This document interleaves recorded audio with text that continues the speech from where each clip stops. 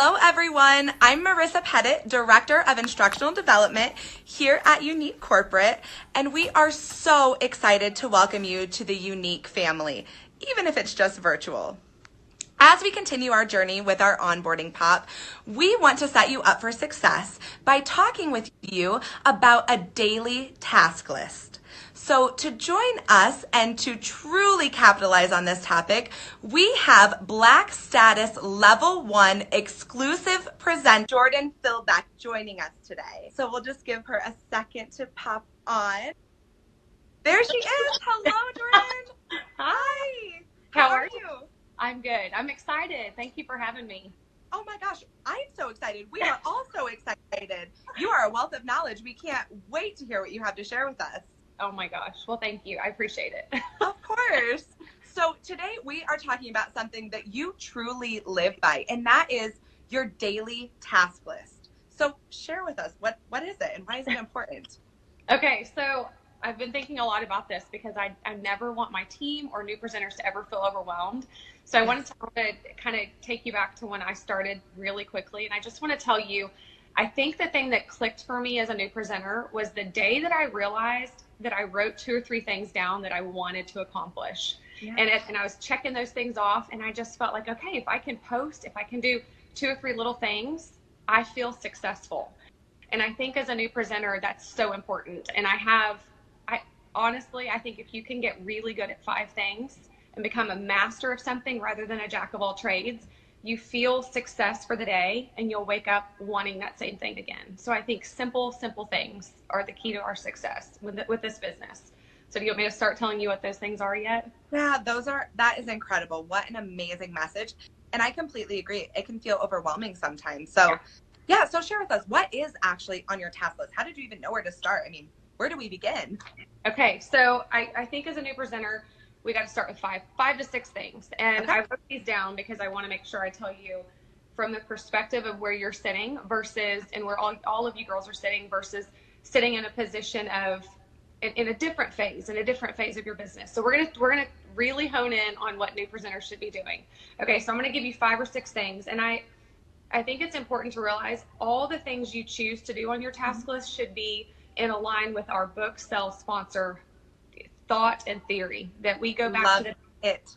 You know what I mean? And so yes. Every one of these things ties back to those income producing things, because if you're spending your time doing this, you want it to be income producing. Yes, absolutely. Yes. Okay. So here's my 5, if you want to write these down. These are the 5 or 6 things that I would personally start with for yourself. And then when you can easily say, hey, I'm getting started, and you might have someone join you very quickly, and you want to be able to provide them with something that is so simple that it's hard to just not do it. It's so easy, right? Yeah. Okay, so here they are. So first and foremost, I think it's important that you bring your self-presence on social media.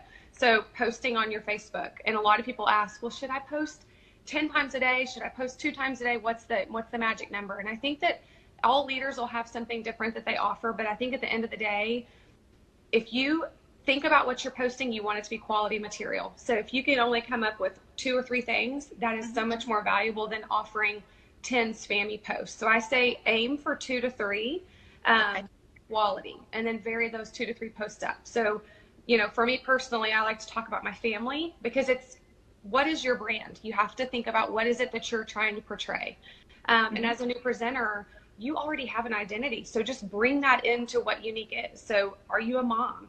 Do you love your dogs? What is it that makes you you? I love working out, so I talk about that on my personal wall. And these things allow me to build trust and value with the people watching me versus it just being makeup.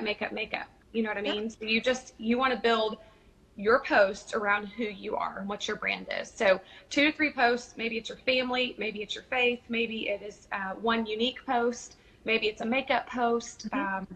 I love to post uplifting messages. So maybe it's something about my team, or something about how this journey has made me feel. So something motivating, a quote of some sort. So vary it up.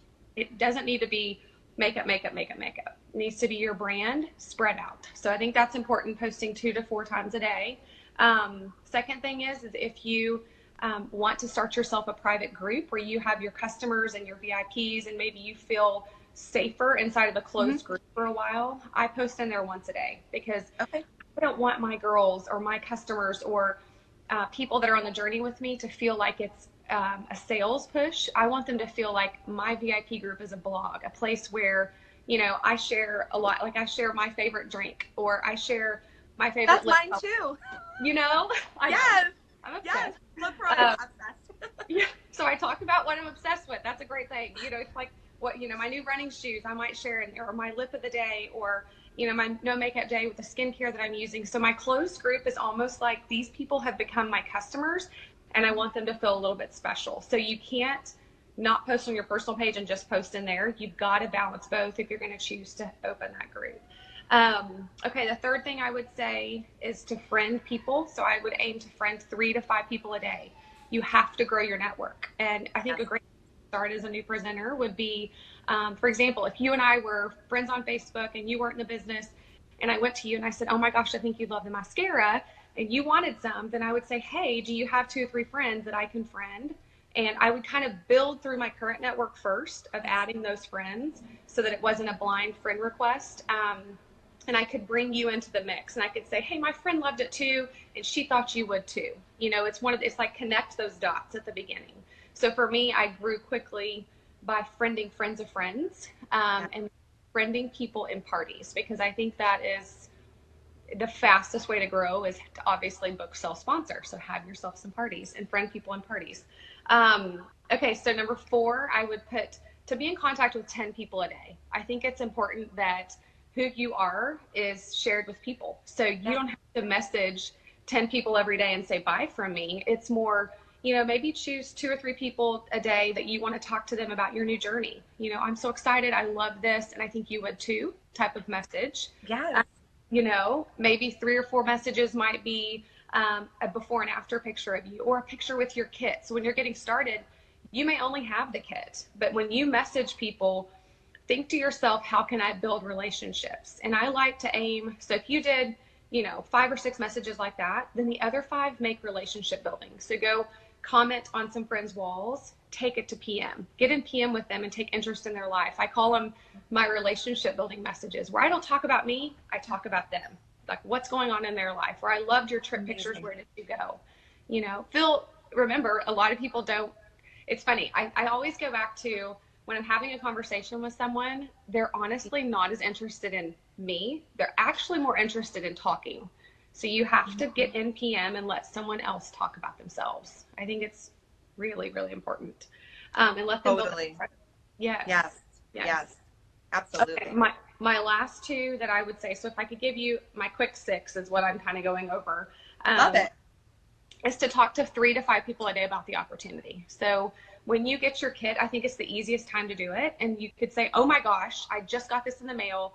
Girlfriend, you would love this. If it's someone that would love makeup, or maybe you're playing with the products and you are realizing that something is your favorite, and you have a friend that loves eye products, directly go to her and say, look at this new palette, put it in your hand, take a picture and say, Susie, you would love this. They are fantastic products, you know, and give the quick facts. So I think that leading with the product a lot is the easiest way to start sharing the opportunity when you get started.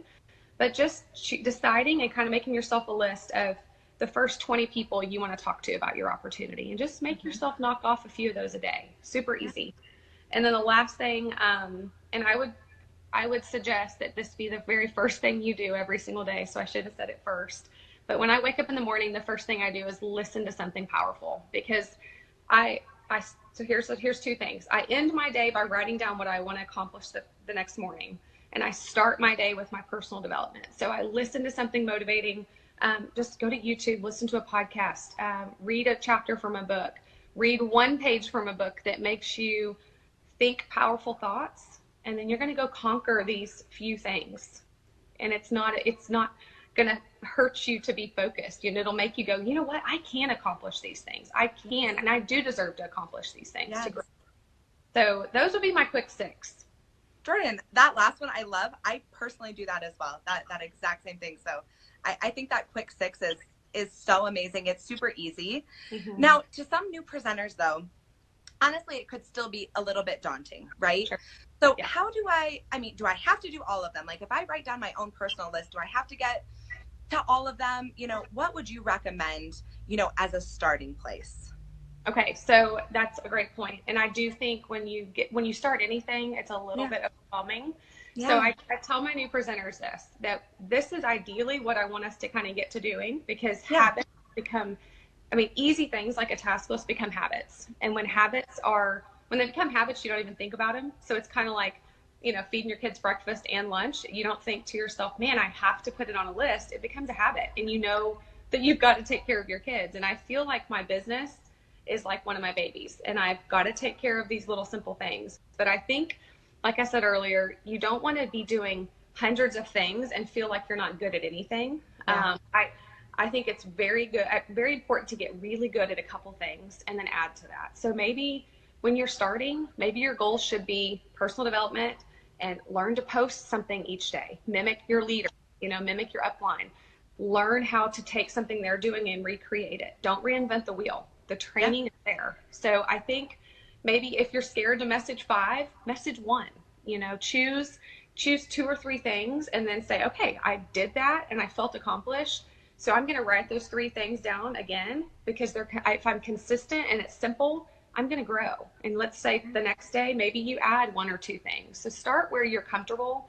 But I will say that, fear is an internal thing. And so I think with personal development that you change your mindset. For me, that happened early on. And I just realized, instead of looking at it like a chore, I looked at it like, this is going to change how I feel. This is going to change my life. And in turn, I'm going to get to change other lives.